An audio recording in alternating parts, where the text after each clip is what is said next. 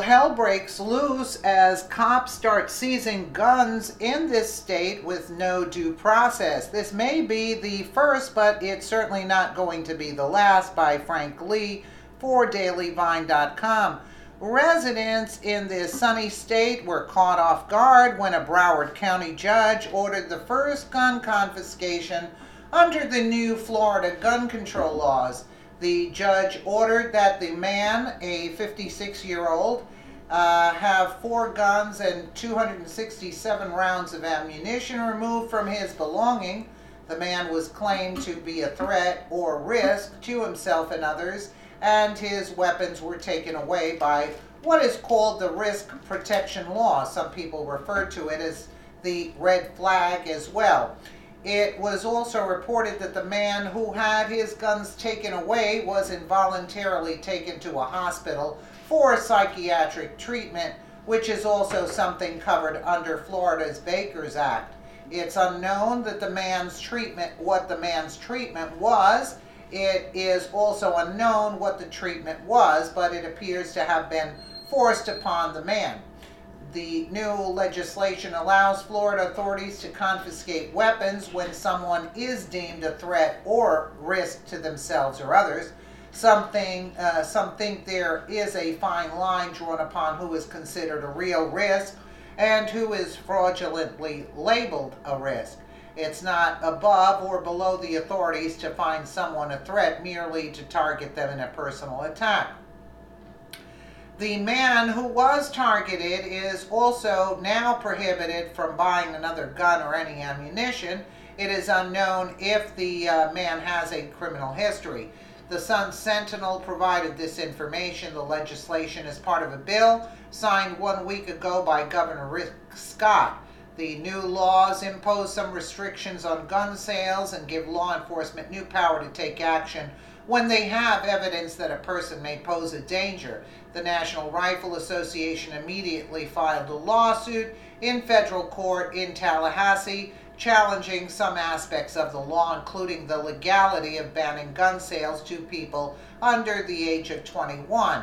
Lighthouse Point police made the request on March 14th, 1 week after they were called to conduct a welfare check on the man who they said had been behaving strangely at his condominium building. Authorities said it was the latest in a series of encounters law enforcement had with the man. Though he has no prior history of arrests in Florida, he had some prior arrests in Pennsylvania, records show.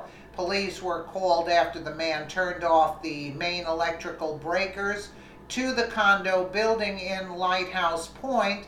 Court records show the South Florida Sun Sentinel is not identifying the man because of his medical condition. The man told officers he was being targeted and burglarized by the Federal Bureau of Investigation and a neighbor who lives in his building. The judge wrote in his order he could not describe the neighbor, but stated that the neighbor can shape shift. What? He can change heights, and I'm not sure where it comes from. And to be honest, he looks like Osama bin Laden. He also told officers that he had to turn off the electrical breakers because they are electrocuting me through my legs. Well, in this case, there's something wrong with the guy, but also the guy that says he's a shapeshifter.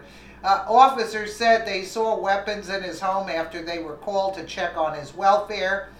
They also found evidence he had a voluminous amount of notes containing numerous references to former President Barack Obama, that he was killed in the 1980s but came back and now murders children to place their spirits into the man's head, is a member of Al-Qaeda, and is the man's enemy, the judge wrote in his order. Well, there's something seriously wrong here. Red flag laws allow police to take guns from people who show signs of violence. The man was involuntarily committed for treatment in a separate proceeding, and it is not yet known when he would be eligible for release. Records show the man did not attend the initial hearing which temporarily removes his access to guns because he is hospitalized. Many believe that there is a massive problem with this because anyone could call the police and state that someone is acting strange and posing a threat to the public. The problem is that two people could have a domestic dispute and one of them overreacts. They could call the police and say someone has a gun or is acting bizarre. However, what if the person who made the call fabricated the story just to enact revenge on the person they do not like? Many angry people in the world are unable to settle their differences peacefully. Some people can and will call the police and make up a story just to watch someone get in trouble.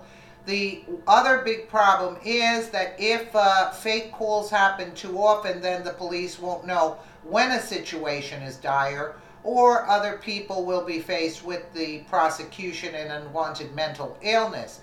This is a very tricky situation that could place people in danger of something that is abused by people seeking to hurt others. There should be a massive legal penalty.